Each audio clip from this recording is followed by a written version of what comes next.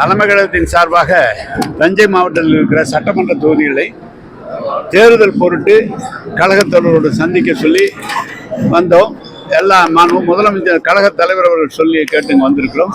எனவே அனைவரும் சிறப்பாக எந்தெந்த பகுதியில் என்னென்ன பணிகள் செய்ய வேண்டும், எப்படி இருக்கிறது, மக்கள் எந்தவாறு இருக்கிறார்கள் என்பதெல்லாம் கேட்டுக்கொண்டோம். அதை தலைவரிடம் கொடுத்து அரசு சார்பாக செய்யக்கூடிய பணிகளை செய்யவும், இங்கே இயக்கத்துக்குள் இருக்கிற பிரச்சனை எங்களோடு பேசி தீர்க்கவும். இந்த ஒன்றும் பிரச்சனை இல்லை, இந்த மாவட்டத்தை பொறுத்தளவு எந்த பிரச்சனையும் இல்லை, அனைவருமே ஒற்றுமையாக இருந்து செயல்படுவோம், வெற்றி பெறுவோம் என்று சொல்லியிருக்கிறார்.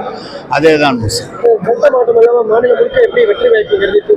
இல்லை, நாங்கள் தலைவர் நேற்று கூட ஊட்டியில் சொல்லியிருக்காரு, 7வது முறையும் நான் திமுக தான் ஆட்சி அமைக்கும் அப்படின்ட்டு நேற்று கூட சொல்லியிருக்காரு. அவர் பேர் என்ன சொன்னாலும் சரி, நாங்கள் தான் ஆட்சி அமைப்போம், எங்கள் பக்கம் தான் மக்கள் இருப்பாங்கன்னு சொல்லி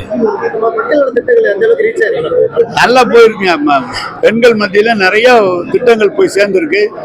புதிய திட்டங்கள் இல்லாமல் அறிவித்த திட்டங்களை விரைவில் கொண்டு சேர்க்கறது முதலமைச்சர் நேரடியாக கண்காணித்து செஞ்சிருக்கிறார். எனவே மக்கள் நம்ம திமுக பக்கம், தளபதி பக்கம் தான் இருப்பார்.